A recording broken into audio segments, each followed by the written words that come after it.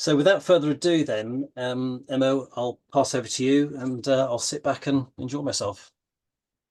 Brilliant, thank you very much. So full disclosure, it's thanks to this project that I'm currently sat here in Octopus as Low Carbon Homes Director. This project was picked up in the Sunday Times a year ago. Greg Jackson saw it and asked me to come in and talk about it, and he then very kindly offered me a job, and the rest is history. So there's a little bit of Octopus theme woven through this presentation, but as I say, it's because of this project that I'm now sat doing some amazing stuff at Octopus. So I'm a great believer that everybody has a role to play in decarbonising the UK. And, you know, it could be little steps like getting an extra wheelie bin, or it could be doing something at school, or it could be something in the workplace. But actually, we really do need to stop talking, and everybody now needs to start doing. And that's with the work hat on and with my volunteer job as being chair of the Swaffham Prior Community Land Trust. So how did all of this start? Well, Swaffham Prior is a small village. It's a fairly typical village. It's got about 300 homes. We sit about 8 miles east of Cambridge, between Cambridge and Newmarket. We've got a fair proportion of listed homes. We've got a historic core, but actually we've got a very high percentage of affordable homes as well. And the main thing is that we are reliant on mainly oil heating. Obviously, electric solutions are available, but basically the whole of the village is not on any gas network. We've got some amazing assets in our village. We've got the village pub, which has its moments of being shut and reopened again. It's currently open, but something that the village really values. In a strange twist of history, we have 2 massive churches that are right next to each other within the same churchyard, thanks to a parish boundary. We have a water tower. We have a primary school with half entry, so not totally a large primary school, but a half entry primary school. We used to have a train station, very sadly now shut, and we have the benefit of 2 windmills, one which produces flour and one which powers a domestic property. So Swaffham Prior, actually, demographics really count, as does building age. So the village itself is an ageing village. Over half the village is over 55, 28% of the village being over 65. And the buildings are sort of equally reflective. So, you know, we've got a lot of the village, over nearly half the village is 100 years old, the properties. But again, we've got 26% of those homes are actually over 200 years old. And so with that on, and when I was on maternity leave with one of my kids, I decided that I couldn't see many other people pushing prams around the village, and so set about with others to create Swaffham Prior Community Land Trust. So about 12, 13 years ago, we basically set about building 8 homes to the village, 2 bungalows and some family housing as well. And this is the team that brought it together. This is Mari, one of our former tenants in the bungalows, and these homes, as I say, were built a fair time ago. They're probably now, as I say, about 10 years old. They were built with air source heat pumps and solar on the roof. And so then we decided, you know, after a couple of years of people being occupying in the houses, what actually could we be doing for the rest of the village? And I'd been increasingly annoyed with oil prices. I was struggling to budget, and I thought, you know what, there must be huge amounts of people in our village in fuel poverty. For anybody who's not been on oil, you have to fill a whole oil tank in one go. The price could be 19 pence a litre one day, but you ring up the next day, it could be 75 pence a litre. It's really, really hard to budget. So working with a co-director, we decided that we were going to look at how we could set about a low carbon heat network to serve the village. We thought, you know, we need to actually help all of the residents, young, old, rich, poor, those in housing associations, private ownership, or how we can help take the village off oil, because it was not a long-term sustainable solution. So Mike and I, as I say, my co-director on the Community Land Trust, we decided that we were going to go and bid for a grant. So he and I put together a bid to the Rural Community Energy Fund for £20,000. And that £20,000, we then went out to 3 different consultants, and the project was won by Bioregional. And basically they did an overview, a scoping study about what are the projects what are the solutions that could be available for the village? Mike and I were very clear from the start, there should be no barriers to entry, i.e. no massive upfront costs for people. We shouldn't be burning anything, ideally. And also, we also wanted people to realise that it was, or it was linked to oil. So basically it was cheaper than oil to heat their home. But we soon hit the buffers and we went to go for the next level of grant. And they basically said, well, the next level of grant, you need to be partnered with a district council or a county council. And highly fortuitously, Cambridgeshire County Council had just set up the Climate Change and Local Energy Investment Unit. And this team was purely set about to create energy projects from county-owned assets. So fairly forward-thinking by the county council. And so they seemed like a natural partner to us. I'd also done a little bit of research and realised they owned a fair chunk of farmland around our village. Also on that land happened to be an existing barn.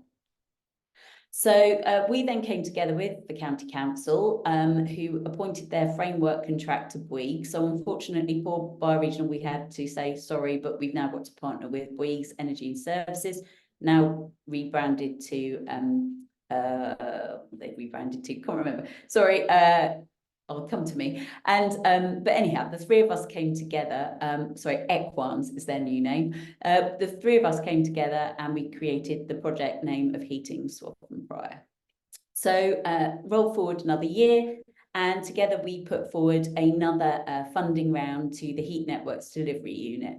And this allowed us to extract more money to start taking on the initial feasibility work that Bioregional had done, and Bouygues picked this up to see what else we could be doing.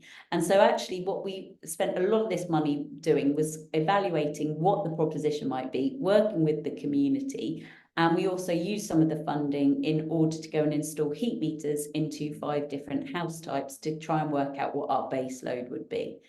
Also at the time, combined authority mayors were being assessed against their sustainability criteria. We were incredibly grateful that we got match funding towards the project from the combined authority to help take this next stage of the project over the line. But I mean, for those people who don't live on oil, there's some really key challenges. So as I said, we used some of the money to work out what the thermal energy demand was. The data was fairly ropey. We also looked at whether the site selection that we'd sort of earmarked could work, but also like what consents were we going to start needing? Is there a carbon case? And who actually might be the stakeholders in this type of project? Because certainly it couldn't be delivered by the community on their own. Certainly couldn't be delivered just by the county council. And so we had to engage with an awful lot of people to actually start taking this over the line.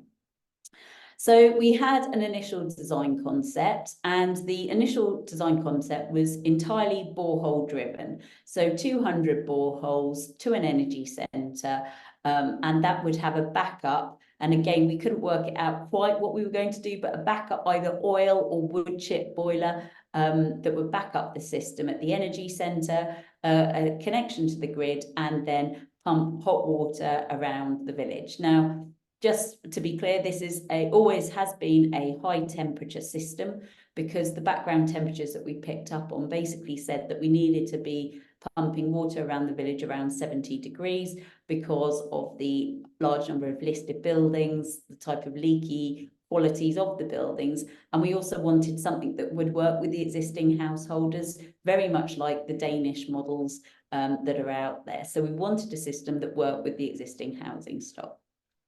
Roll the clock forward, we managed to then put in another bid for the Heat Network's delivery unit, this time 100,000, and the County Council put in £30,000 as well.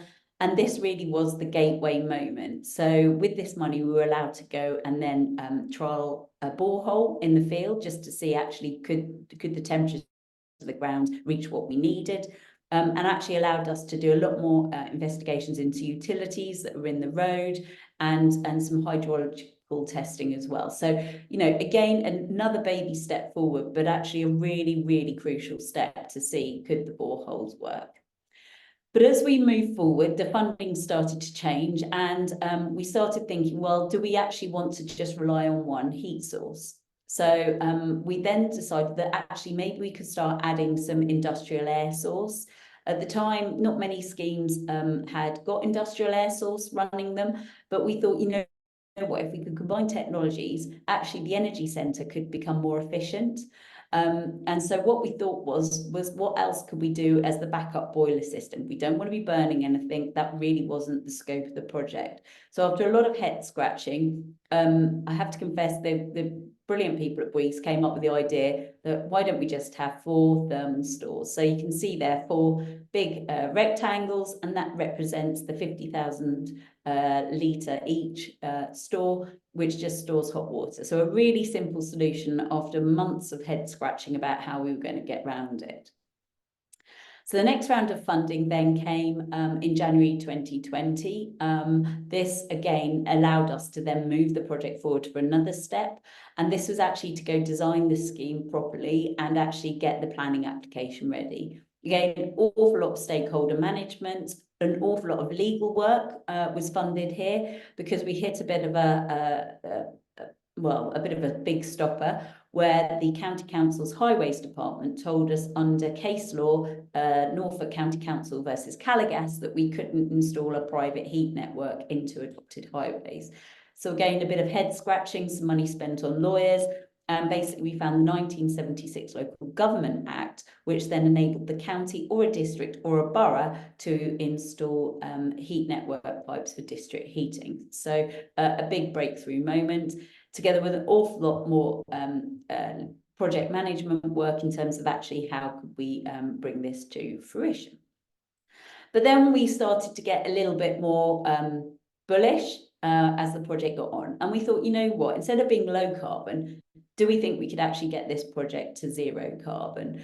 And therefore, we really thought, you know what else could we do?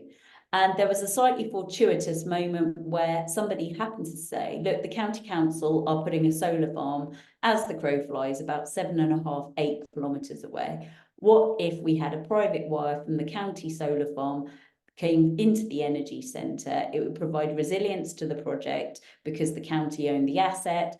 They could secure the price, the unit price that they're selling to the project. And actually, pretty much that would get us to net zero. Now, we always have to have a backup supply to the grid, but actually it's as close as we're ever going to get it. And it means then we've got this amazing situation where we can start optimizing all of the different assets through the energy centre. And to the individuals just receiving hot water to the home, they don't need to worry what we're actually using at the relevant point in time, but we can optimise the efficiencies at the energy centre. So what we've now got is 108 boreholes into the ground, an industrial air source, 4 large water tanks being the water storage solution, and a private wire to a solar farm. That is then pumping hot water through the village between 68 degrees and 74 degrees. And we optimise when we utilise it. So this is the solar farm that was being constructed, is now finished about 8 kilometres away. That is owned by the county council on county council land. And this is the design concept. So there was an original building on the site we thought we could convert, but sadly, when we actually got control back of it, the building wasn't suitable. So a new building has been constructed, but this is the energy centre. You can see the indicative for buffer vessels or water tanks, and then the industrial air source. And this is it from a slightly different angle as well. And again from above. Now, one of the things we really wanted to do was we wanted to have an education centre here to bring people round. But I've had to learn, or we've all had to learn, is to when to lose battles to win the war. So it's not yet part of the project to have the energy centre, but the one thing we have ensured is that there is plenty of turning space and parking for coaches and vehicles to come onto the site. So in terms of the design concept, we've got 2 high temperature ground source heat pumps. We've got 1 high temperature air source heat pump, And then we've got the backup electro boilers. And that allows us then to optimize everything through the energy centre as well, and is basically retrofit comparable to high temperature and also resilient. But as I said, the really key thing for us was to ensure that we weren't actually burning anything.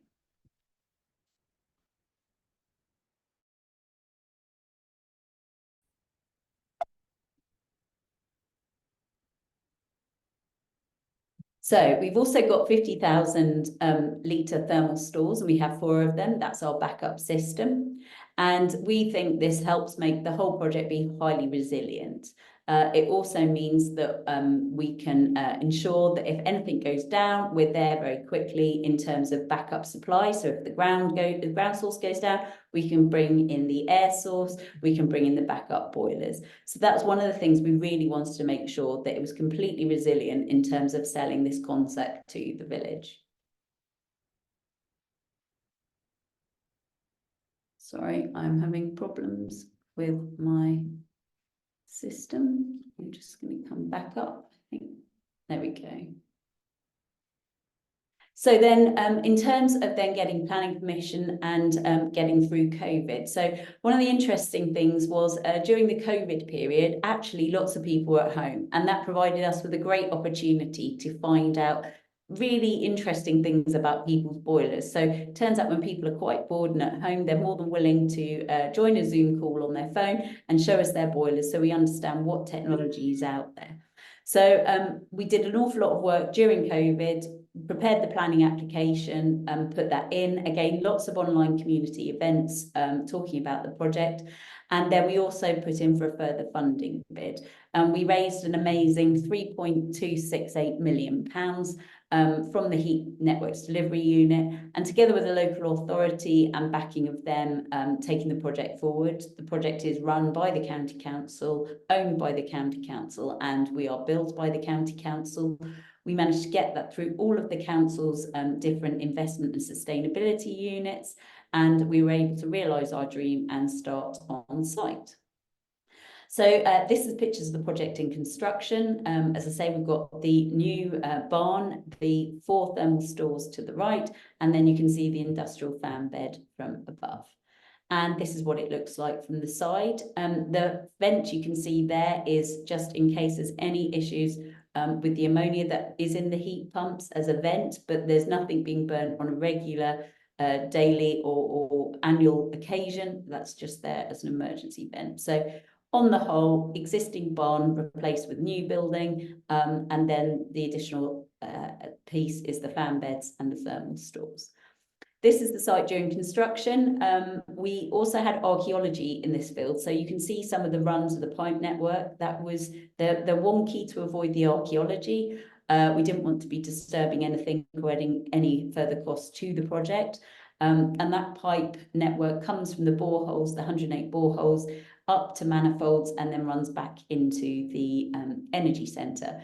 The pipe network's about 80 centimetres below the ground, and actually for anybody considering protecting green spaces, actually boreholes are a great way to do that. So you will never be able to build on top of these runs.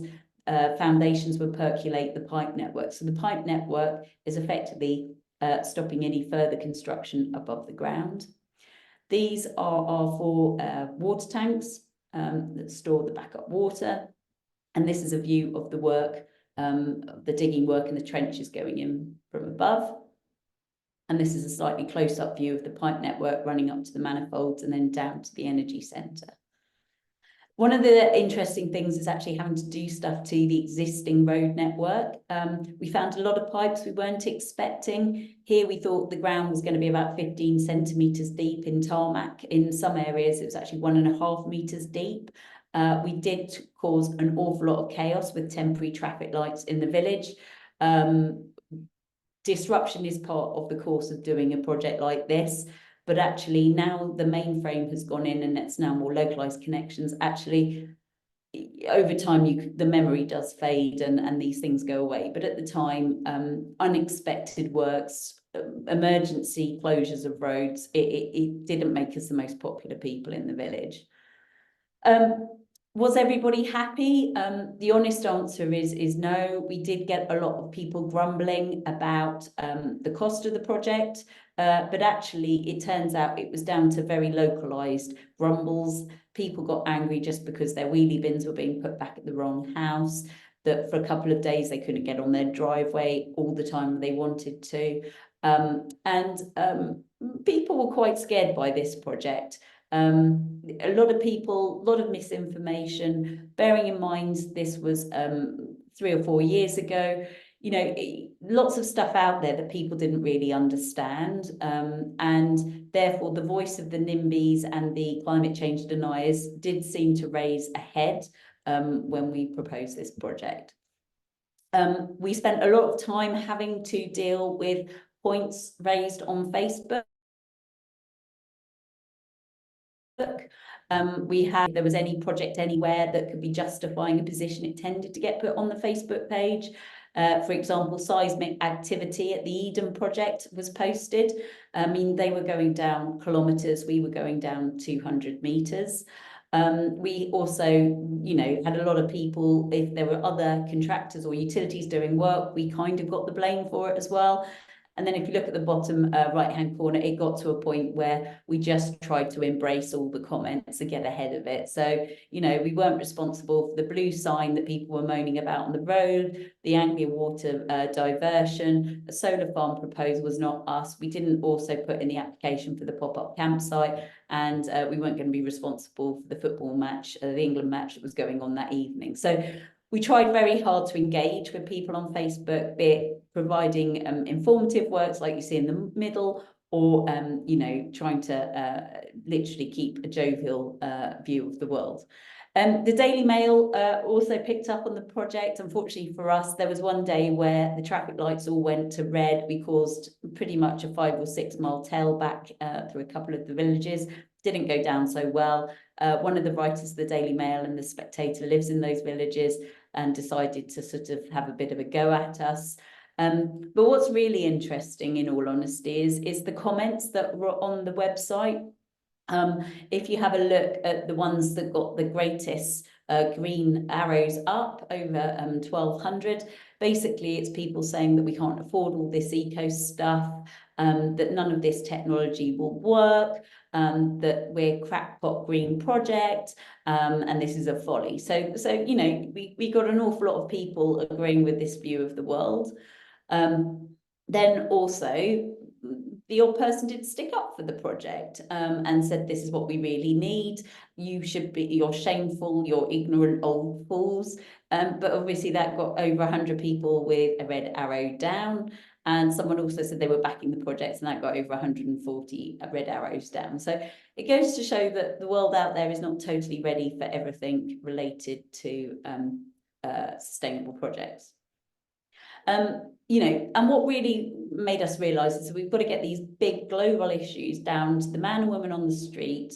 A lot of people who are probably in their homes and can't afford to do big projects, but we're going to have to address this in a fair, transparent and just way in order to tackle the massive issues.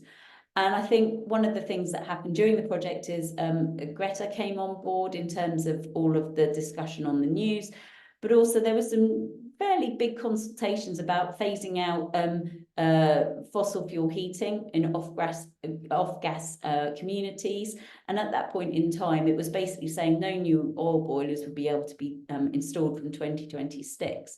Now, for homes like ours, you know, trying to find an alternative solution without spending a lot of money on those homes would be really challenging. And that's why we knew the value of this project was to deliver a heating scheme, hot water and heating water to homes without them having to do vast, very expensive works to their individual houses. So this is the work. We have the main frame that goes through the village, the big pipe network, the spine, and then off that spine comes lots of smaller pipes. This is Mike's house, my co-director of the CLT, and what you'll see a pipe coming in with in warm water and then comes out slightly cooler. So you can see the two pipes there, one in, one out. And then actually, for anybody who's had an oil boiler, they're huge, they're horrible, they're smelly. And this little tight heat interface unit, which acts a bit like an umbilical cord. So the water from the heat network runs through a metal grate. That metal then takes the hot water or the heat out of that water and puts it into your internal domestic heating scheme. So the water from the village network never enters into your property. It just, the heat passes through a grill and warms your existing central heating system up. So the majority of homes, they've literally taken out their gas boiler, we've taken out their oil tank, and instead inserted into their existing pipework in the same location a smaller heat interface unit. And that's it now covered up. That tarmac has gone off a lot more as well, but basically there's no green bling. It can go anywhere. It can go into listed properties. It's hidden away. You wouldn't even notice that anything's happened to the home. There's nothing on the outside. It's just literally 2 pipes in and out of the home. This is a bit more in the historic core, so we've managed to utilise the pavements and drop pipe networks into cellars. So it's all hidden away, and again, just 2 pipes popping in to the property. That's all it takes. And then we're absolutely thrilled that we've been inspiring others to do this project. This is Brian from Brassington Community Heating. We've probably entertained now over 100 different community groups that have been down, seen the project, become interested. Heating Upper Hayford and Heating Bilston in Suffolk are probably the most further ahead than anybody in terms of taking their projects further forward with different heating rounds and again, some borehole trials as well. Which we're delighted with. And where we are now is basically everything is complete and installed. We had to get 5 properties completed by December 2022, which we achieved. Everything was fully commissioned by last year. We currently, as of December, got 64 homes connected to the project, and we hope to push that to nearly 150 by the end of this year. Nearly all the housing association properties are now signed up as well, which we're delighted about. So it's been a massive push by the team, but an amazing achievement. This is some of the team here from the Community Land Trust, the Parish Council, the Housing Association, Sanctuary, and the County Council. And that's the end of the presentation. Thank you. Fantastic. Thanks, Emma. Okay, so what normally happens is I pile in with us to get a few questions going. Usually then people start adding questions in the Q&A, so I just sort of keep an eye on that. And one question's already in there, which is one that I wanted to ask as well. So this is about sort of just getting a sense of the scale of it. So is the village 300 homes, or is the village slightly larger than that, of which 300 homes? So the village is about 200 homes in the core, and not all of those homes are probably eligible to join. The reason being, some of them do have air source heat pumps already, and we have 1 or 2 manor houses. Well, actually, the village has 7 manor houses. It's an old manorial village set up by the monks in Ely back in the day. So those type of houses are quite hard to get to at the moment and not economically viable to run the pipe network down. Right. In terms of why we've sized it for 300 homes, it was just the pipe network lasts for at least 60 years, and the energy centre equally could be lasting a similar length of time. We very much looked at the Danish model, as I mentioned earlier, that they started off on wood chip back in the 70s and are now all converting to air source heat pumps. Who knows where we will be converting to, but the joy of the energy centre is that all the homes change together to the latest technology. So we wanted to make sure we accommodated any future growth in the village. There is one interesting development, which is the next door village have also now realised that maybe this is a good thing. So we are now considering taking that capacity, running it down a pipe to the neighbouring village, where they may have to have a top-up system, but potentially our energy centre could run the next village as well. Well, this is interesting. So because it's really interesting seeing the scale of the land use that goes alongside heating, you know, a village of that size, and it looks quite nice and modest. I don't know how many acres it's actually taken up. You've got the solar farm feeding into it. You've got the sort of land taken up by the boreholes and the energy centre, but it still looks relatively modest. Do you know how many acres?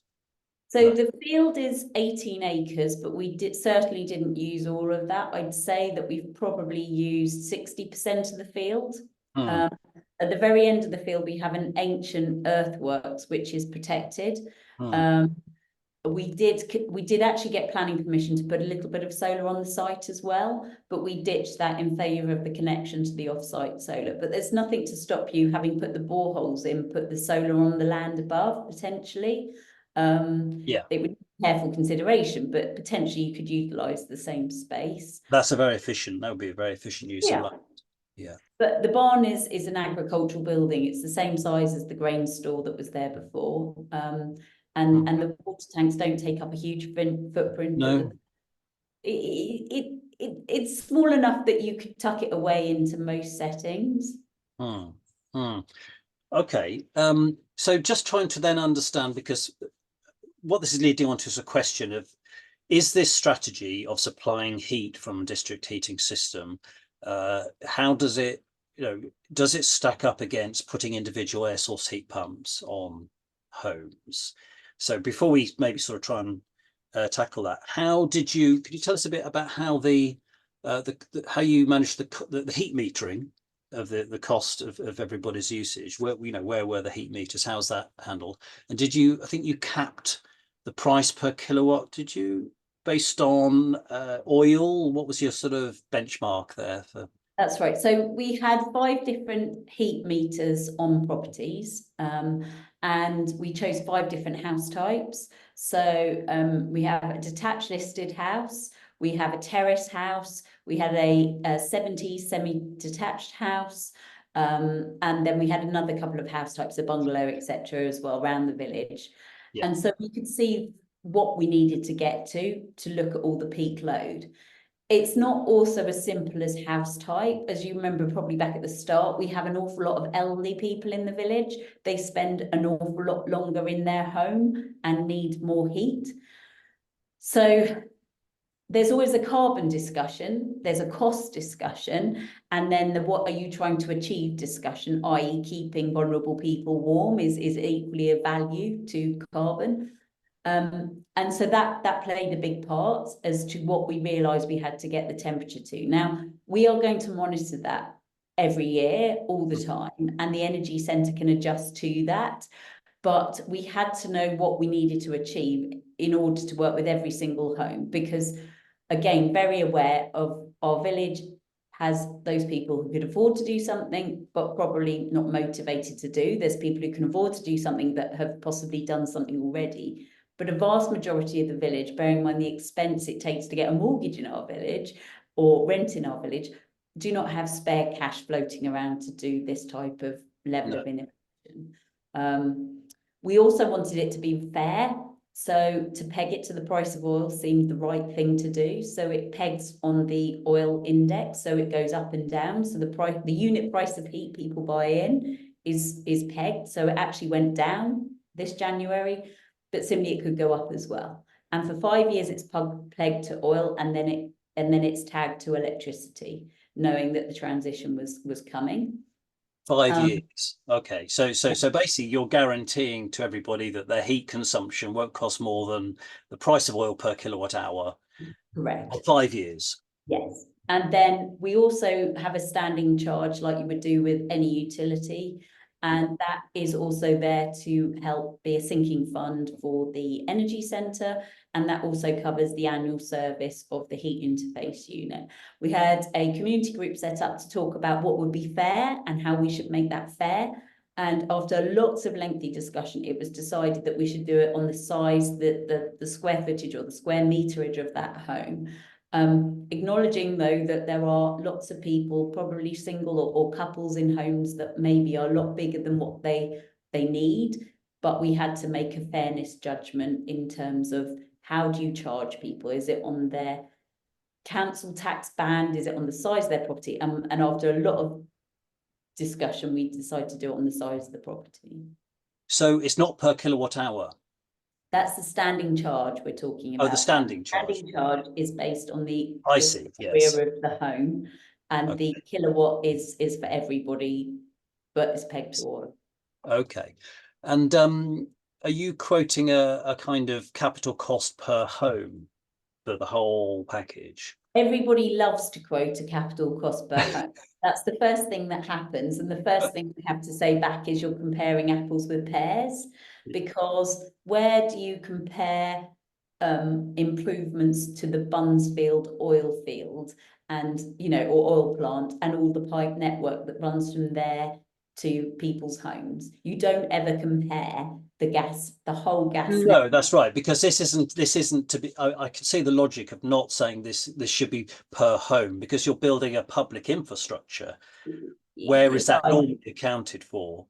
Yeah. Absolutely, I But get that. even if you wanted to take a really loose, divide it by the number of homes or the potential number of homes, I'm fairly certain it's significantly cheaper than the work that would need to be done to most of the homes to make them potentially compatible with air source heat pumps, due to the very nature of our village, because of the layout, the structure of them. A number of them would be very challenging. We've got over 40 listed properties. Some of the homes don't have anywhere to put a heat pump, just because it's a jumble sale of buildings that have been converted and added and done over time. It's not a new housing development with simple plots that you can. Was the what did the consultants actually look at this approach versus individual heat pumps, or was that not part of their brief? No, we looked at that very early on. Don't get me wrong, heat pumps have come on dramatically. You can, you know, high temperature heat pumps are coming along, but the general feeling was, with the data that we'd received, we wouldn't get high enough in temperature. Yeah. We were also worried about the optimization in order to make the most efficient. Again, not wishing to harp on, but we've got quite an old population in the village to help them control their heat pumps and that technology. Yes, it is a much simpler, from the user point of view, it's a much simpler delivered. Yes, and it means that we can all upgrade in the future together, right? This is what we like, the idea. The community moves as one. You know, there's no reason not to join. It's cheaper than oil. It takes away a horrible big oil tank in your garden. It takes away the oil boiler. It improves the air quality. We also had air quality monitors as well, by the way. I've got to, you know. Yeah. But it really psychologically brings everybody together along the way. Maybe like the gas network rollout back in time, you know, it's much simpler. You just turn on the water and it's hot. You don't need to think about an app or fiddling with anything. I think robustness and simplicity is absolutely the way we need to go as a society in delivering these core basic needs. So I have been picking out a few themes from questions. There was one from Lucy here. She says, is there an urban application here? Now, I would immediately assume that this would be potentially easier in a more urban environment, even with the additional kind of stuff in the way when you're digging holes in the ground. It sounds like you had quite enough challenge, even in a rural, well, it's not rural, it's semi-rural area. Would you say that it was significant? Perfect for urban areas. I mean, yeah, it is more challenging where you put energy centres or the energy generators, but we've got 7.5 kilometres of pipe network serving, you know, potentially 300 homes, right? In an urban setting, it's thousands of homes probably you could put on a 7.5 kilometre run. The efficiencies are far greater, and I think it is very much an urban solution that government trend is going towards. Yes, and you would assume that the heat sources into the district heating in an urban centre would include waste heat as well from you know. Okay. Mark Brinkley's asked, how are customers charged? Is there a company that administers the scheme, and who decides how much the charge is? I think you've talked about how much who decides how much the charge is, but can you tell us a little bit more about the administration from within the council? So the county council own the energy centre, and they also own the pipes in the road. because of all the issues, as I say, we went around the houses in terms of actually putting pipes in adopted highway. The county council also have the infrastructure to bill us already, so that is helpful. So the county council bill everybody currently on a quarterly basis, but we're trying to get that down to monthly basis. So we're just updating those systems. In terms of how we set the price, it's pegged to an oil price back when the first home's connected. And then that varies every single year, goes up and down. And then the standing charge is also indexed as well. And that's based on, original price is based on square footage of the homes. Just as a slight aside, I mean, there are commercial entities who are very interested in publicly developed pieces of infrastructure to get their hands on it for profit-making purposes. If, for example, the political mix of the local council or government policy changed to sort of sell off this sort of infrastructure, has the local authority put any guards in place to perhaps guarantee to people that a commercial entity wouldn't buy this up and then start playing around with heat supply prices? And so we have the right to acquire it as a community if we so wish, but also the safeguarding for us is the peg prices. That really is the safeguard for us. Is that a legal sort of? That's set in the legal agreements, yes, with every single person as part of the supply agreement. That is something we spent a lot of time with lawyers, and again, another community group doing is writing this supply agreement, because that hadn't been done before. There are plenty of other good examples, I'm sure, out there now, but at the time we struggled to find something that fitted what we needed, so we wrote our own. Sounds like a very solid kind of bit of legal groundwork has underpinned all of this. I guess it was absolutely necessary, but it feels very comprehensive. It certainly was, and if I'm honest with you, a lot of people have said, how come you got so much grant? Well, the grant was used for this purpose, and we have shared those agreements with other groups. You know, we know that we received a lot of grant, but we're trying to help others speed up with our learning, with what we've got, with our legal agreements, all those other things. And, you know, it has been put to good use. You know, we've gone through the hard stages, but you look to heating Bilderston or heating Upper Hayford, and irritating me in a way that they're right almost on our heels. Do you know what I mean? Yeah. The biggest thing they've struggled with is the funding from government has varied, and it's a bit like flat screen tellies. You know, only footballers could afford them when they first came out, right? You know, things are expensive when they're first designed, but now everybody, if you go and buy a new telly, has to get a flat screen telly. So we need more communities to come on board to drive the costs down. So potentially this is a model, and guidance could be produced to help other community groups hit the ground running and take this forward. Has anything changed already that would mean that, you know, government funding or any other changes that means that this actually couldn't be replicated? The funding has definitely got more challenging. What used to be, for example, a rural community grant now is a community grant. So less focus on the rural, more on communities, which is good, but we're talking about, I'm sticking up here for rural communities who are on oil in particular, who don't have huge amounts of options in terms of what else they can do, not having a gas network as an alternative. And therefore, you know, rural communities do need support versus urban communities where I think the economics should stack up on their own just because of density. So yes, it does have its challenges, and also you've got to have people that are motivated to want to do this. And therefore, if the demographics are like our village, trying to find people who are vested enough to take something on for, you know, 5-6 years is also a challenge. You know, you've got to have a good group of people that want to do something. Sure. Does the council, I mean, given that a certain amount of investment has gone in, and you know, there is an income coming from the sale of heat, is there any, again, is there any figure being quoted about a rate of return on this that can be reinvested?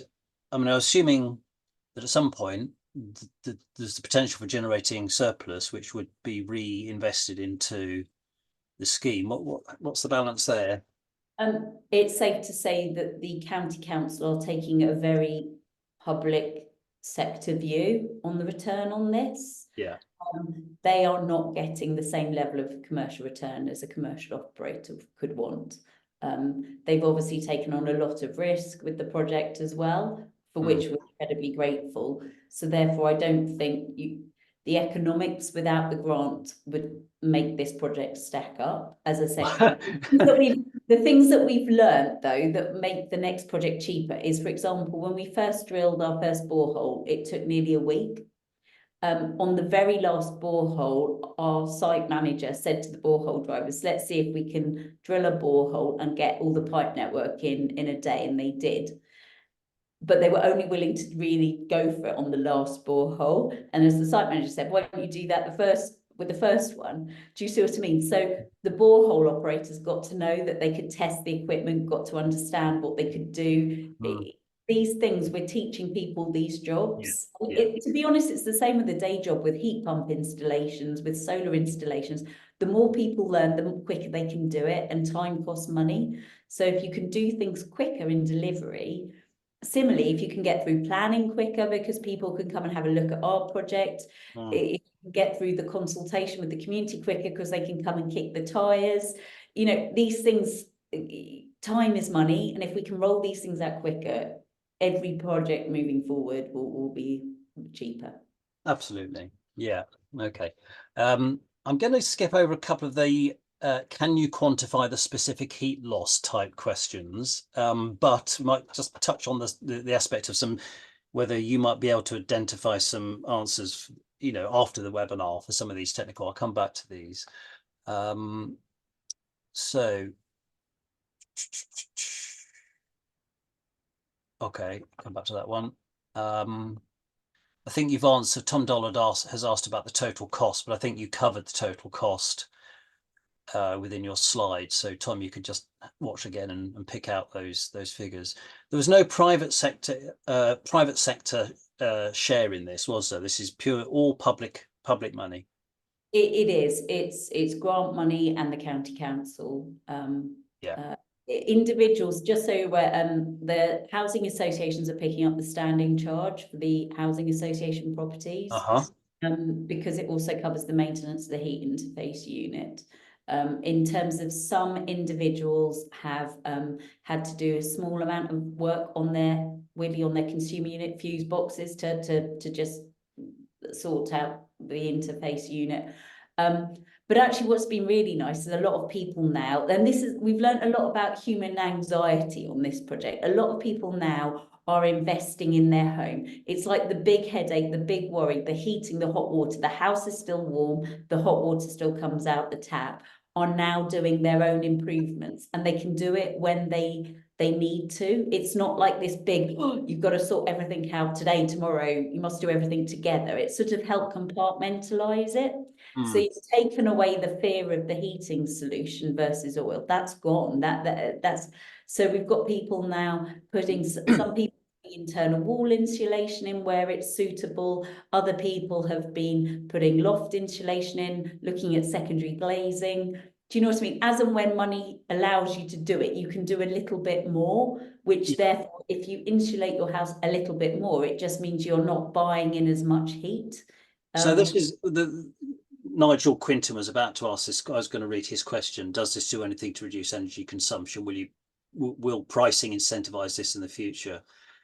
You've just kind of answered that people are, as free as any other heat supply to take measures to reduce their running costs from this benchmark, no more than the price of oil.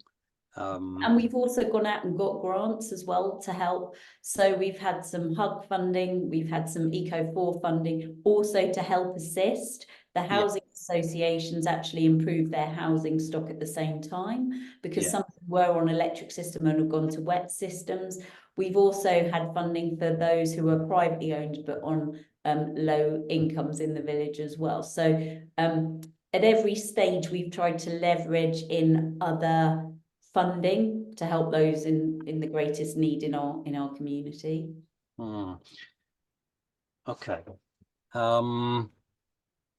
David Somerville has asked quite a long question here. I'm going to see if I can summarize it.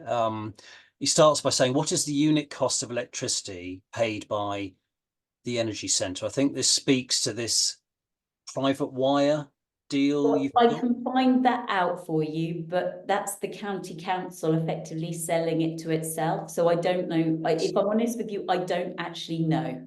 But I can find that out if that's an essential requirement. I think it's an interesting question because it's obviously part of what makes this successful is having access to that power generated by the solar farm at affordable rates. But so in 5 years' time, there is the chance that the pegged price for heat will be pegged to electricity. Now, who knows what's going to happen with the price of electricity relative to the price of gas within 5 years? Ideally, of course, government will do what they said they were going to do a few years ago and change that to favour electricity. But if it is more than gas per kilo than your heat per kilowatt hour, that will start to incentivize people looking to reduce their heat demand further. Now, what technologies would they tend to look at? I guess it would be insulation and air tightness. Would it, or would they also be able to add a heat pump to further? I'm just wondering what further technologies after 5 years would kind of not make sense because of the way that heat is supplied in the village. So you have to remember, we come from an oil psychology, not a gas or an electric psychology. Yeah. Oil has been 19 pence a litre, but its peak reached 118 pence per litre. So having a fixed unit price that you know what you are paying at the beginning of the year is an indulgence none of us have had, if that makes sense, for our heating and hot water. So from a budget perspective, it makes it a lot easier. You can also pay by direct debit on the drip. So like, again, if you go and fill up your oil tank, you have to buy 500 litres there and then. That's why so many people in oil communities are in fuel poverty, because you've got to save up to buy 500 litres. So I think we come from a slightly different place. In terms of bringing the cost down, a lot more people are looking at solar and battery as well, as and when they can afford to do so. And a lot more people are considering electric vehicles because they are considering a clean air zone in Cambridge, which is our nearest city. So I think there's been a lot of societal changes that are happening, that I think the way we live now is not going to be where we live in maybe 5 or 6 years' time. I think electricity demands are going to go up significantly. So I think anything that can bring electricity costs down will also be needed. But certainly loft insulation, looking at the fabric, secondary glazing, all of those type of measures is something that I think homeowners will start to look at when they can afford to, or when they're doing a room up, or when they're doing their bathroom up, looking at lower flow kind of devices. But the basic kind of aspect of producing space heating, heat to keep people warm, for a lot of those properties, fabric measures are going to be tricky and therefore unlikely. So if people are trying to, if they're trying to manage costs, I suppose, what scope has the energy centre and its various energy sources got to help reduce the cost? Would it be as straightforward as optimize? So we use the air source in summer and we use the ground source in winter. And, there is definitely an incentive on the energy centre to make sure those costs are as low as possible in terms of the generation. So you don't need to optimise that. This sounds a little harsh, but we're quite a tough village. We're the sort of village where you'd wear an extra jumper, because a lot of the properties have been Fs and Gs in EPC ratings. And you find when you're down at that level, people tend to have gone for the jumper blanket approach. I'm not saying that's for everybody, but you know, the Fenland winds are quite cutting. You look at people, they do not walk around, you know, just in their summer gear. They've got good coats and jumpers and things like that. So human psychology is difficult to read on this. I don't think I can speak to how everybody's going to react. But obviously, with a big proportion of housing association houses, they will be doing what government dictates of them to improve the housing stock for their tenants. So that is good. Yeah. I think, you know, dare I say, a lot of our houses, you know, will eventually come on the market. And I think young, enthusiastic families will be buying them and then doing them up as and when they buy them as well. So hopefully we will get some, you know, regeneration of the homes over time as well. Okay, thanks. Lucy Hay, I'm aware there's a couple of minutes left, but I think we actually have got through most of the questions apart from the really technical ones, which I'll talk about right at the end. So Lucy Hayden has said, was an embodied carbon analysis done? And if so, when will the upfront carbon be paid back? So the honest answer is no, because getting that data of every single different home was just, again, it's one of those battles to lose the war. Would that be lovely? Yes. We've made an estimate that by the end of this year, we'll probably, as a village, save over 1,000 tons of carbon a year. But you can get embedded into some of these discussions that sort of like stop you from doing what you're trying to achieve. So we could have probably done that, but with limited resources, limited grant and limited time, it was quite hard to balance what's a priority over what's needed for planning, what's needed for the project. I mean, if anybody wants to come and do it, I'd be delighted, but well, we team of volunteers who have day jobs, right? So yeah. if it wasn't needed, quite selfishly, if it wasn't needed for the planning application, if it wasn't needed for the grant, we didn't have the capacity to deal with anything. No, I wouldn't have expected you to have factored. It was a relatively new thing, and lifetime carbon accounting is still being kind of learnt about. I mean, we have, you know, we've got software. We do lifetime carbon accounting as part of our research to understand the pros and cons of deep fabric measures versus light fabric measures and so on. And so it is helping our understanding. But I'm not aware of any coherent figures coming out of the national grid, for example, you know, looking at PV panels are an issue where, you know, they can be extremely high carbon products, and some made in areas where they're using hydropower, for example, can be relatively low carbon products. So there's variability even within one type of technology. It's something we are going to have to think about because this is a carbon question as much as anything, but I certainly wouldn't have expected a project like this to have accommodated that when you started. I think the exam question is it better than it was before? And the answer is undoubtedly yes. I just can't tell you how much better than it was before, but we don't all have a tank of oil sat in our garden with a tanker coming every 6 months to fill it up. We don't have a big oil boiler burning something, sending nitrous oxide into the village. You know, well, that's right. There are other non-carbon aspects to this as well. Yeah. Yeah. But in terms of we could do further calculations. As I say, we'll be willing to talk to somebody, but hasn't been a priority at this moment in time. I think it would be an interesting research project for somebody to look at the, as Lucy says, the upfront carbon emitted from manufacturing and putting in place all of this infrastructure, and then to look at, I mean, that's a big pulse of carbon, but possibly not quite as big as you might think. I don't know, but if we have any sort of people approaching us, sounds like you're open to maybe, because you have all the information to. We would love somebody to help us. I mean, the more we can show how we've benefited the community and you know, dare I say it, research and other people moving projects on, we'd love that. Yes. Okay.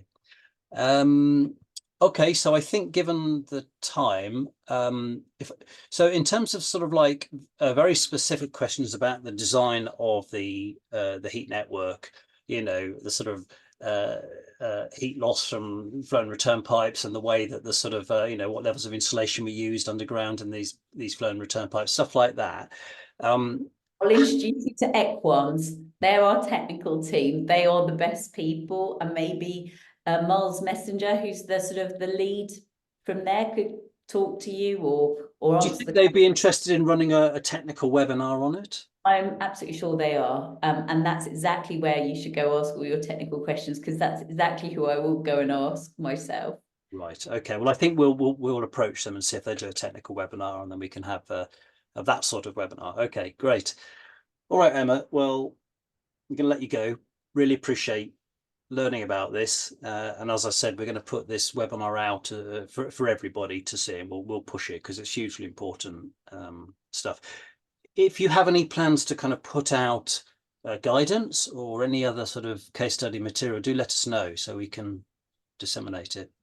It would be also good to know what people would want to know. Again, we've probably not been super good at pushing this out. So again, you know, in what format anybody thinks would be helpful, and we can look at addressing that.